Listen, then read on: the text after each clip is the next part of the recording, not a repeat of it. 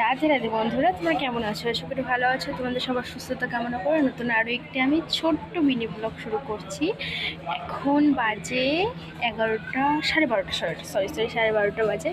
আর একটুখানি কালার করে বসে পড়েছি। দেখো হাতে গোটা লাল, এই হাতটাও লাল হয়ে গেছে, এই হাতটাও লাল হয়ে গেছে, দুটো হাতে লাল হয়ে গেছে। আর আমি এখন কালার করে বসে পড়েছি। কি বিকট লাগছে গো, কি বিকট লাগছে। তো যাই হোক, এখন আমার কালার করা অনেকক্ষণ করে নিয়েছি, অনেকটা মানে আগে করে নিয়েছি।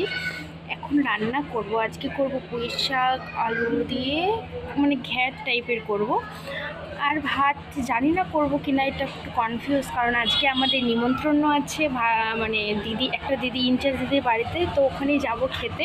কেমন লাগছে বলো? একদম বাজে লাগছে। ইস, তার মধ্যে মাঝখানে সেতে জানো আমার এই জায়গাটা না পুরোটা সাদা হয়ে গেছিলো চুলে, মানে কাকা চুলে। যাই হোক, পরে আসছি, পরে দেখা হচ্ছে।